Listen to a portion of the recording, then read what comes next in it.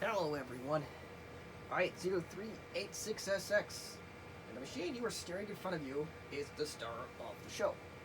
It is way faster than any 386 ever built. Don't do too much modern stuff on this channel, but we're going to today, at least semi-modern, not quite retro yet. But anywho, a few years ago I picked up this HP Elitebook. It's a Elitebook 2760p to be exact. I picked it up for $20 at the local university surplus store. That was before the pandemic killed everything, and that went away as well. I think they do strictly online now, but anywho, I still nice little score. All I had to do was find a hard drive for it, and it just a standard serial ATA SATA drive, no big deal. But it is definitely a lower powered one. It has an i3 processor. Has a touch screen. You could do that. You could turn the thing into a tablet. I won't go too far into the specs of this machine, but for what it is, it's a really nice machine in my personal opinion. And you can even hook a second battery up to it. That's really nice. And I still happen to have one. This is what the second battery looks like. Nice flat. Don't know if they make them anymore, but they did offer them. And, well, there's the first battery. It's just a generic. I don't really care. This machine has a minor problem. I don't know if I could replicate it, but I wanted to use this particular laptop for a tutorial that's going to give all of us here in the IT industry brain damage, but you know, you do things that,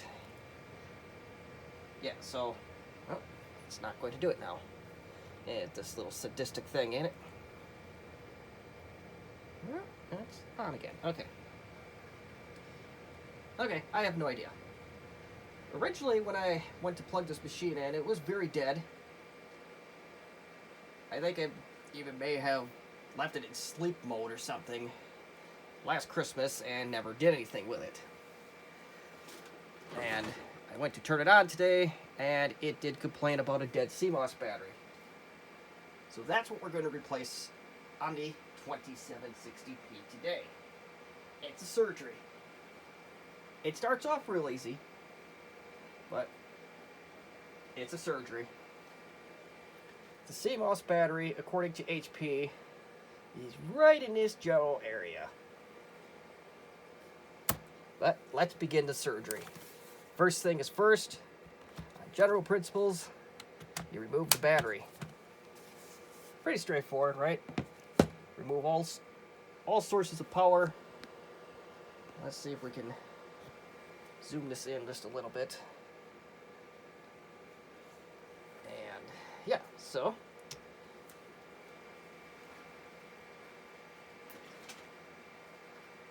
the next step is pretty straightforward. If I remember correctly, I have to look up the steps.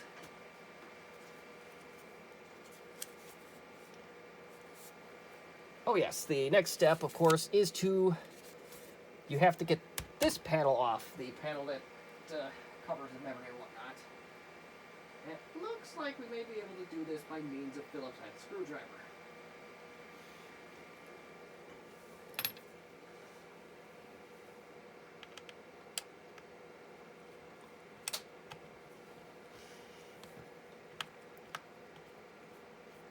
So let's do that.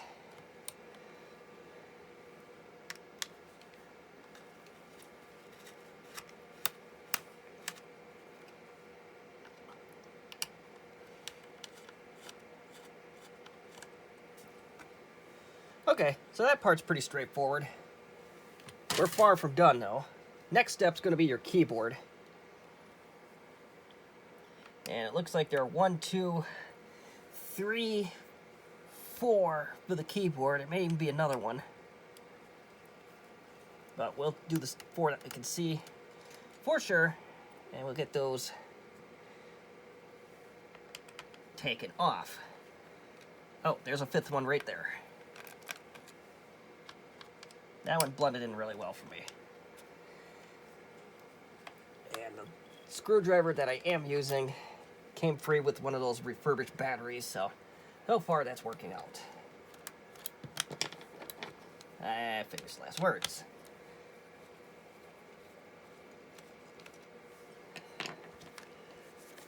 And these are spring-loaded screws, or those ones that are kind of retained in by springs or some kind of clip, so on that portion of it, you don't have to worry about it.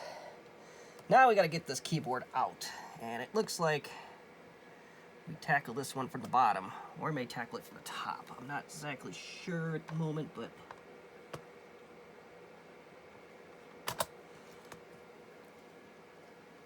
okay, it's not going to be easy.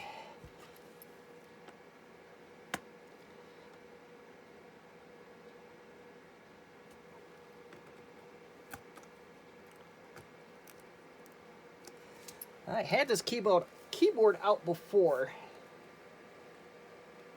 It was just a matter of how did I do that the last time. I think there are little clips or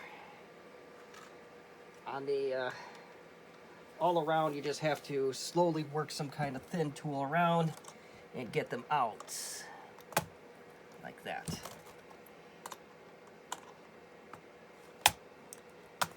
I actually had to order the keyboard from a person up in Japan, or in Japan, whatever way you want to look at it. But the keyboard is out. There are a couple ribbon cables you have to be real careful of. I hope I can get this on video, because this is a very sensitive procedure. That comes up, that goes, and it gets a lot easier at that point, I think. Oh, same deal. So this little black clip looks like it just pops up. Yep, just like that.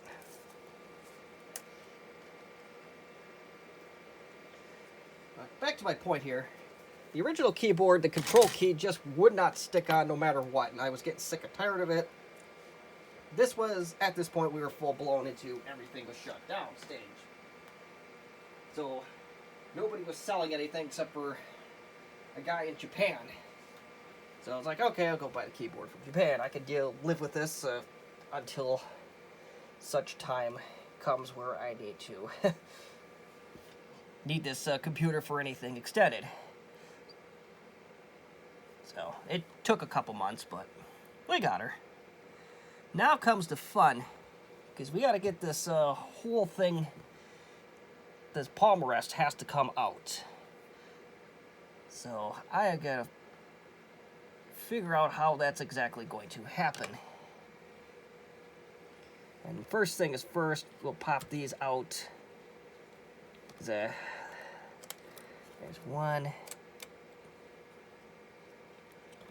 And that one's the same. I don't know exactly what that goes to just yet, but there are a lot of things to pop out. A lot of ribbon cables in this one, so we are definitely going to make this one count, let me tell you. And a needle nose pliers is probably recommended at this point to get some of these things out. So I gotta find one of them.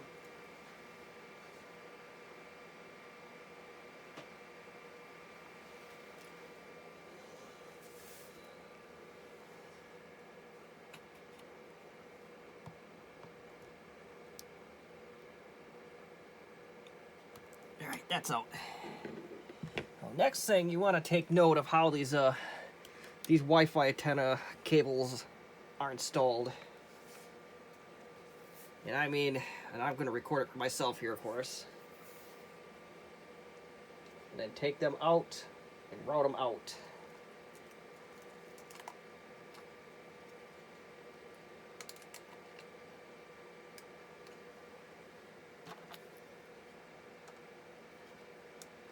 Need some assistance from prying tools here.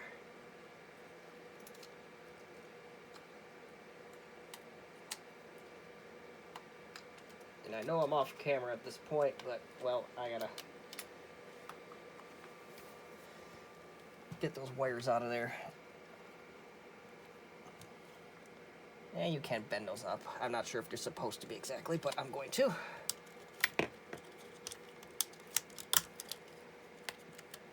those are entirely out of the way. I think that's everything we need before we start going over with the screwdrivers. So there is one right there, one right there, one right there, one right there, one right there. They are different sizes, so watch out for that. The one I took out is an M2 by 4. This next one is an M2 7, a little bit longer. And we got some real short ones coming up here. We got M2 2.5 by 3.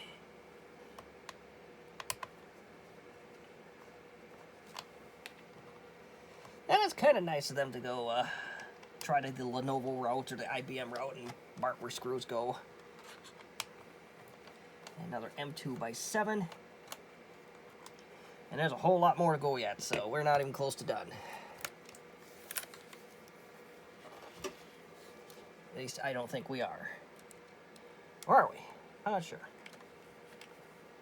There's supposed to be a screw where I just went, and yep, there is. So, no, there's not. I don't see a screw in there. But yes, there is now, because HP is sadistic like that, there are at least 2 more screws that need to come out. And they are right here and right there. So we shall see. We definitely need to pull them out, so I gotta go grab myself a Torx screwdriver. If I'm a guessing person, they're going to be Torx 8.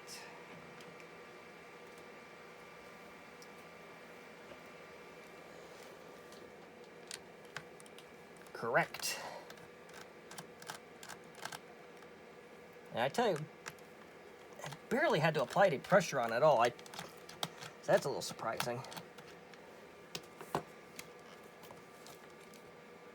And they do fall out like normal screws. Okay, so in theory, unless I am blind, I'm not seeing any other screws that I need to take out. So let's see if this trackpad will come out. Or palm rest, or whatever I want to call it, the top shell.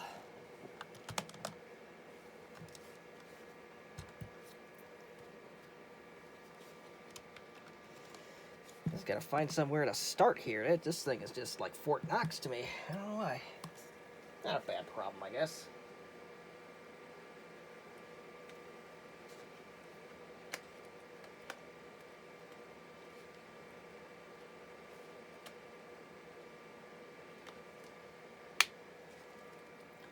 Yeah, this definitely is like Fort Knox compared to the other computers I've worked on.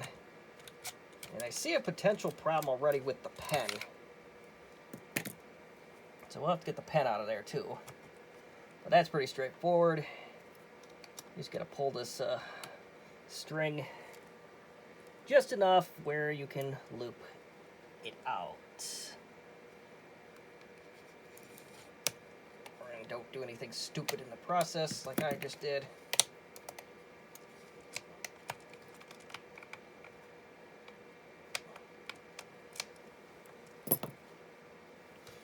Okay, so the pen is being stubborn, and what I hope is not a series of problems beginning for us. Okay, so the pen is out. So now we just gotta get the rest of this. It's really impressive because there is not a single place that's even lifting up yet. And there's no way that that's holding on that well. At least I don't think so. Oh, there we go. So I'll try my best here at this point to show you what I'm doing.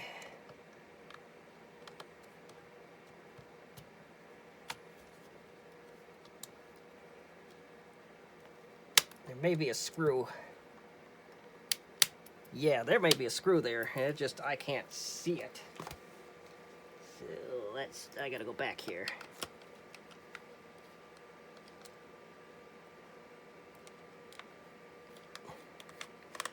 There is. There was a screw there. Okay. Sure didn't look like one, but it's a Torx screw.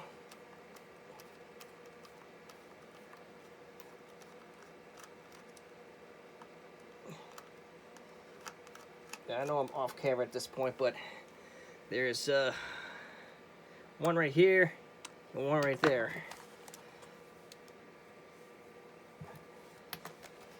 I hope I didn't snap that cover back in, because I have a feeling it did. It didn't. Okay, so we're going to continue on.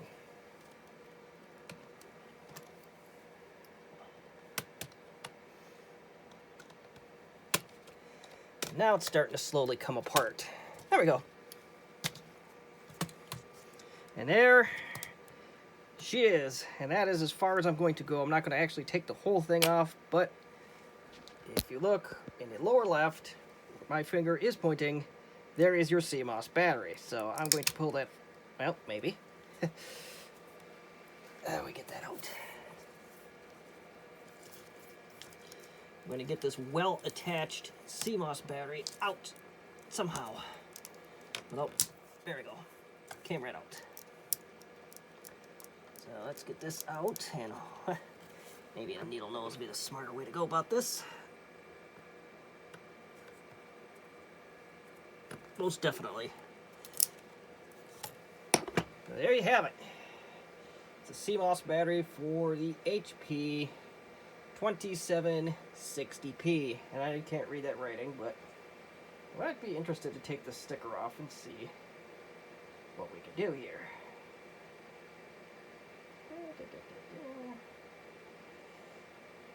Well, we'll find that out regardless. It's nothing special. A little tiny thing, little tiny wire. You can buy these from anywhere from $7 upwards of $50. 50. I don't think so, Tim. Lucky for us, I am armed with a spot welder and an extensive knowledge on how to repair these and rebuild these, so that is exactly what I'm going to do. But, you know, you can do whatever you want. I gotta find out exactly what size battery this is. I'm willing to bet that it is just a plain old CR2032. But I'm going to do that with the magic of video editing. Your battery will be magically rebuilt in a flash. Okay, so we have the battery, new battery pack built. Yeah. And it is just a CR2032.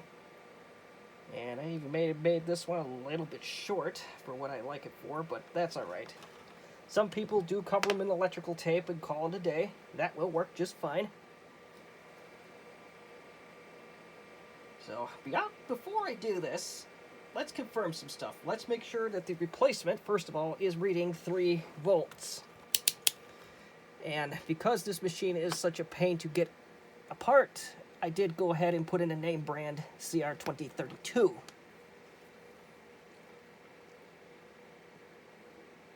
Because I don't want to be doing this again. And okay, so I am...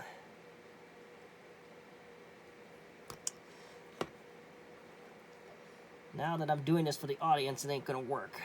Now, come on.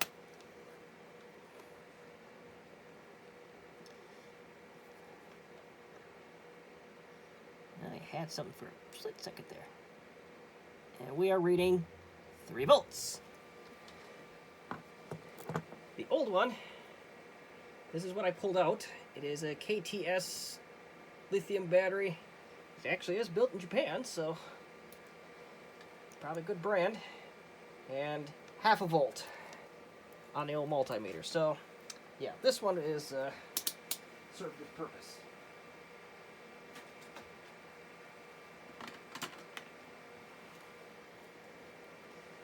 So now, before I put this back in, let's say you're building one of these totally from scratch.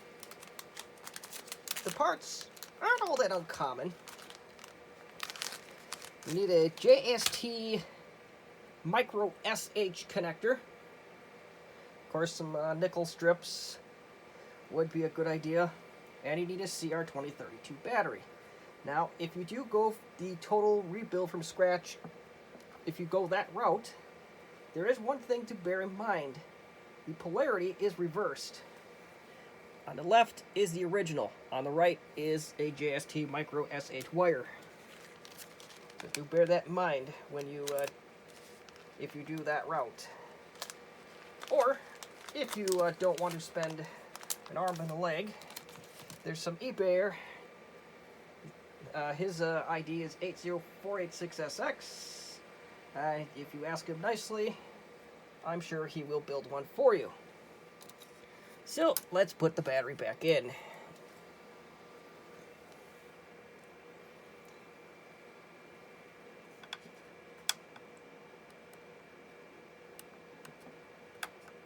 And chances are I probably got it in wrong. No, that's right.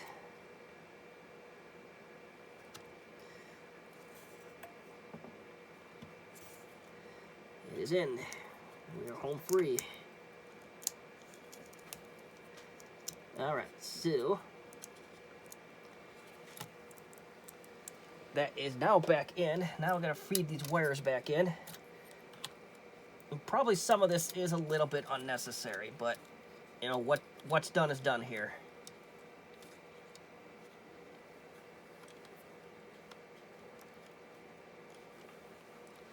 Yeah, you know what? We'll feed them in first.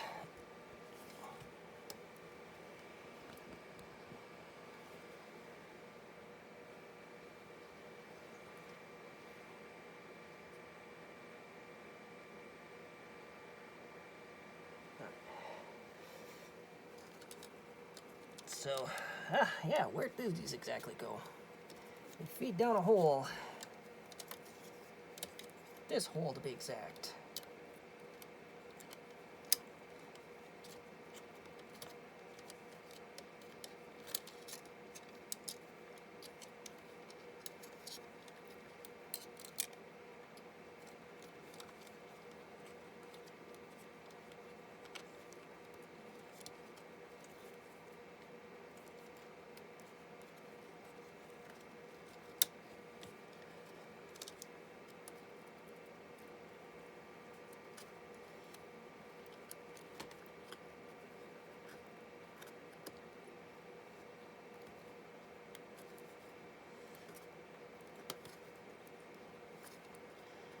Yeah, we're going to try to get all these little connectors back in, because that is part of the pain with this.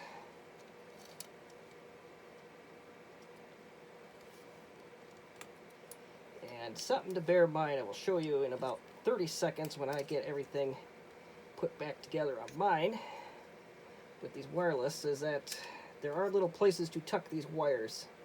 And you want to put them precisely where they go, where they're supposed to go. Otherwise, you're going to have a terrible time. And I already made a mistake, so I'm already having a terrible time.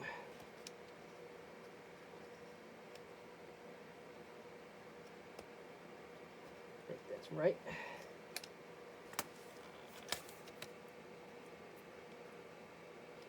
I get these antenna wires back in place here, and it is proven to be a nightmare on Elm Street here.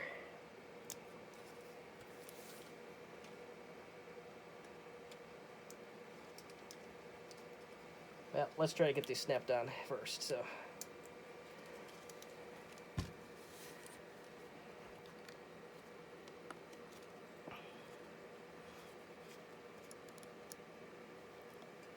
There we go. So those are snapped in. And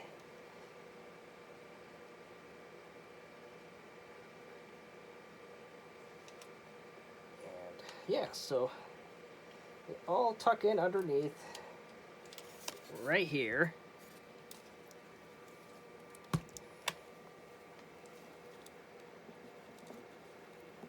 They're supposed to anyway. Come on. Work with me here a little.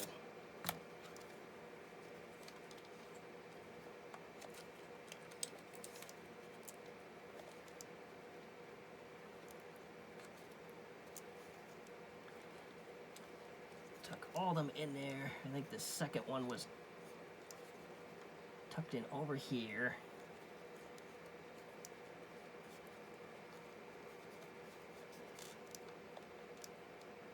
As long as everything fits in there, I guess it's not a big deal either way what you do, but you don't want these wires poking all over the place either. That's just going to be all bad. Alright, one crisis at a time as the route we're going to go with this. So there's one. So number 2 is connected all nice now. Now he's got to get number 1 to stay connected.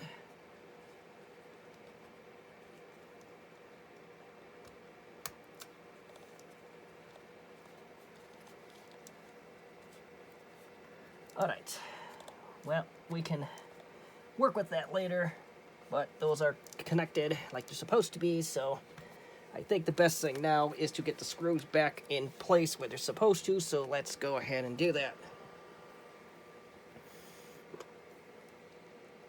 So we're going to start with our corners.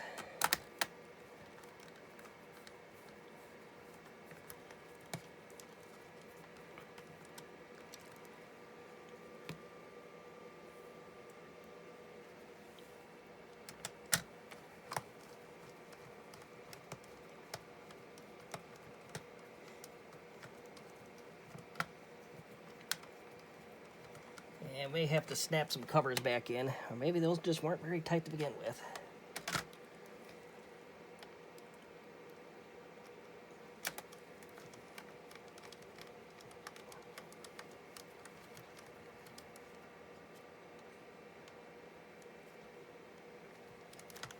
Yeah, I don't want to grab either. So I think I got to snap my cover back on, but we'll try this leather one first before we pursue that route. Now that one went right in. Yeah, my cover probably just needs to be tightened a little bit more, so that's what we're going to do next. If I can get it apart. Uh-oh. What did I do here?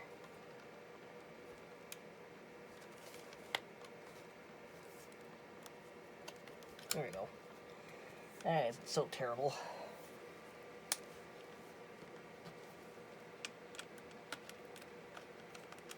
There we go. That's going a little bit more according to script now.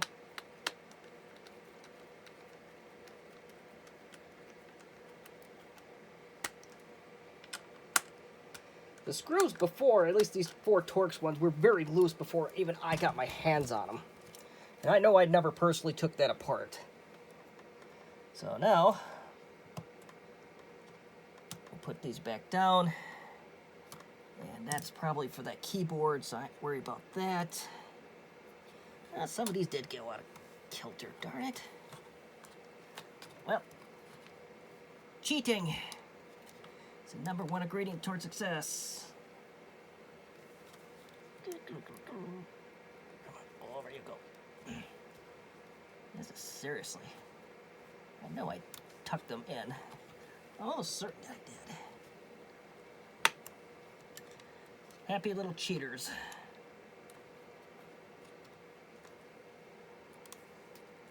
So get all these little connectors back in. And I know I'm trying my best to show where those connectors are going.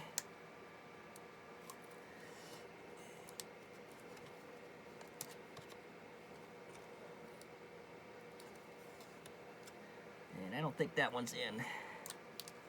No, it is not. It is most definitely not in. That's in. That one's in. This one looks like it's going to be fun.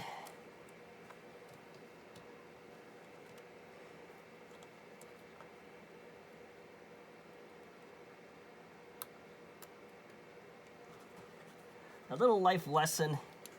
Make sure, before you start just prying on stuff, make sure that actually is something you can pry on. I made some mistakes in my earlier life doing that, and I thought I broke the object at hand permanently. Fortunately, I did not. But not all those connectors are removable like I just did there. So, little life lesson.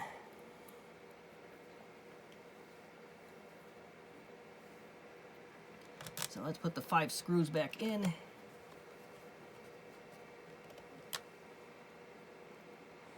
And there's another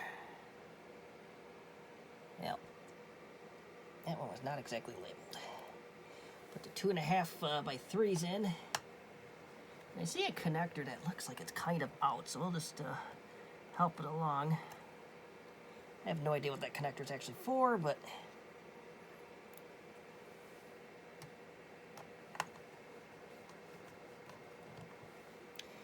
yeah, oh, I see where the other one goes.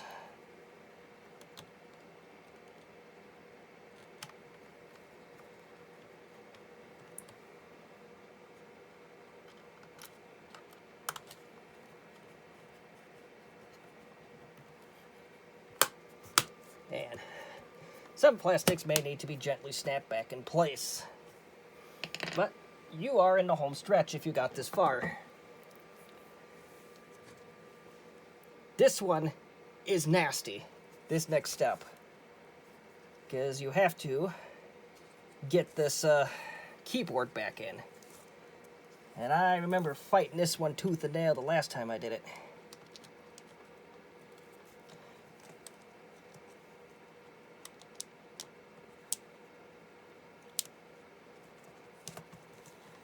And that's part 1 of 2 on this. And part 2 of 2 may have to be taken offline, but it is generally the same as those other ribbon cables. You just gotta slide them back into place, and then you gotta put that clip down. Pretty straightforward.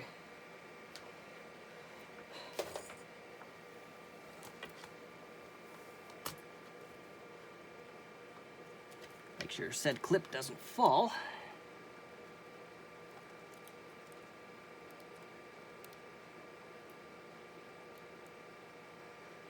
And I don't know if this is going in or not.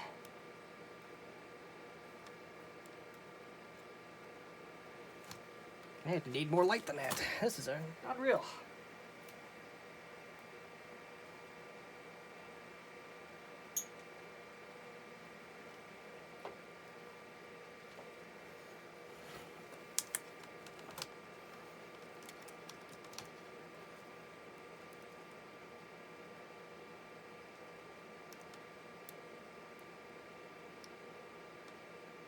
Come on.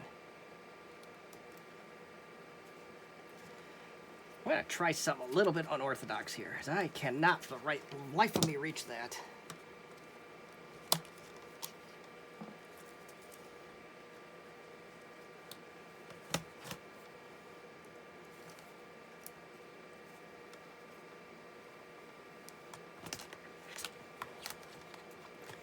There we go, we'll try it like that.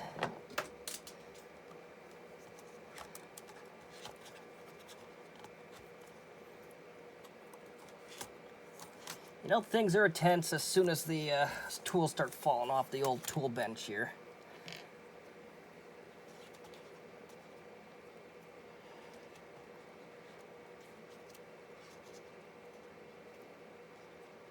Now, if you don't use the pencil eraser mouse, this one isn't critical. If you do, then, which I do once in a while, you'll want to get this one back in, one way or another. Come on now.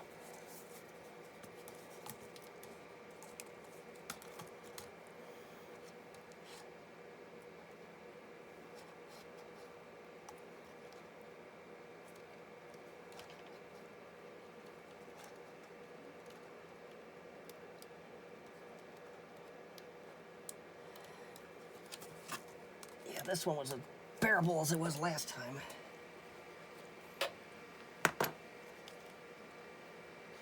Alright, so, well, since we kind of know the point, I am going to go ahead and get this struggle with this offline. Because theory is, if I struggle with it offline, it'll go in right away. So, as soon as this keyboard is in, or those ribbon cables are in, we will continue on. Okay, I fought with that for long enough, and probably fought with it for probably another 3 minutes after I turned the camera off, so yeah, that was fun. So, keyboard slides in. There's a nice tall tab there, so you want to make sure that is in. And all these little side clips, make sure they're fastened, clipped in. And we will put the keyboard in next. Now those screws should already still be there because, well, they're got some kind of retaining clip on them, I believe.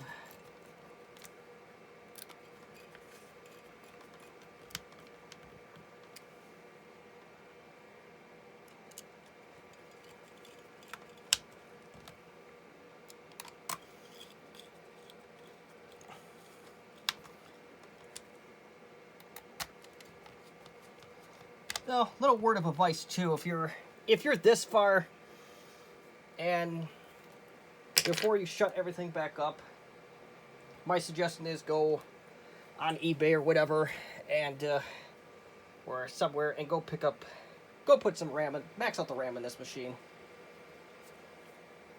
That's just a personal preference, but I would suggest doing that so that way if the machine gets a little bit slow and you're not maxed out yet, then at least you have one less issue to worry about. So, regardless, we'll put this screw back in, cover, followed by screws. Yeah, what I said.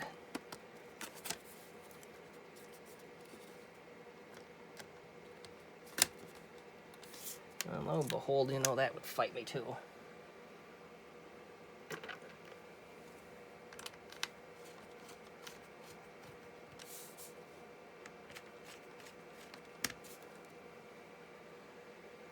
I think I had a screw there too. I don't remember.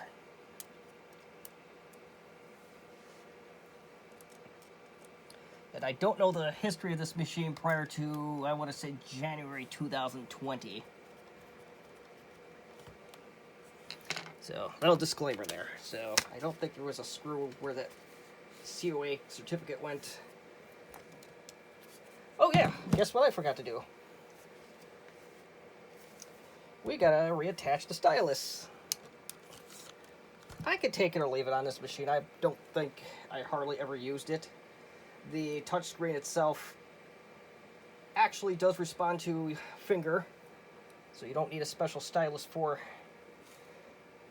that itself if you don't want to.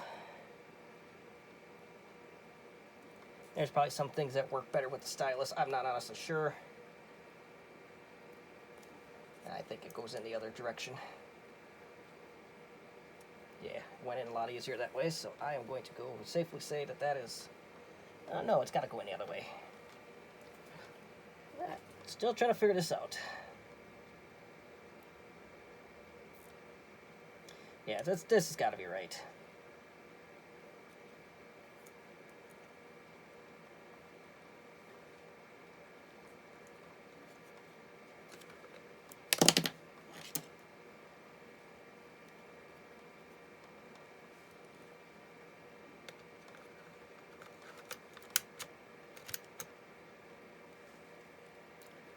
Yeah, I'm gonna say that'll work.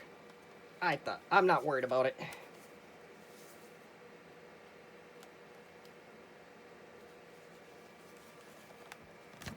We'll put the battery in.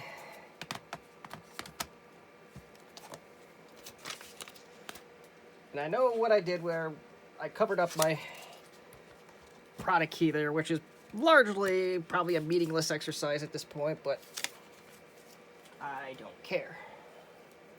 Alright, so here we go. Checksum is invalid.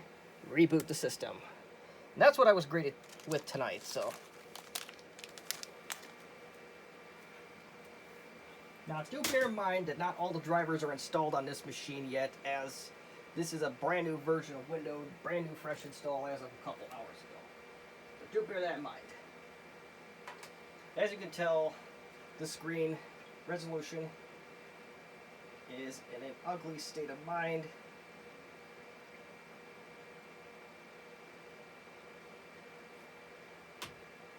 So there is that, and well, it got the time almost correct. That's interesting.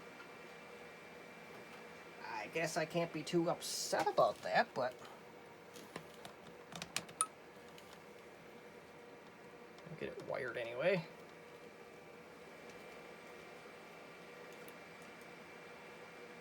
Provided that driver is even installed. Oh, there we go. That driver's installed, so I'm going to let this sit for a while.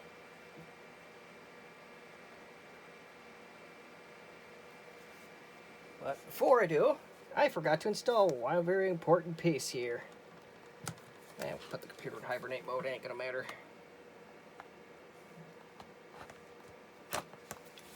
What the hell? Here. Okay. Do I have that in wrong? Indeed I do. So if you ever want to install a second battery on this thing, you want to make sure that your locks and stuff are facing the back of the machine. And you got hooks that go in. Trying to do this free-handed is not particularly easy. Famous last words. Alright, so, yeah, there's little hooks on the front. You put them in. Boom.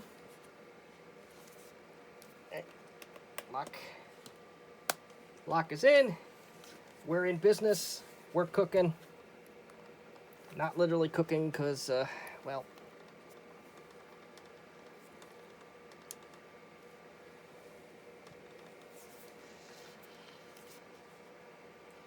but there you have it. Make sure everything works. The one thing, since we did take the wireless card partially apart, I am going to ensure that the wireless card is indeed working. And you'll have to take my word for it because I am going to take this off of screen. And it is broadcasting Wi-Fi network, so we are home free.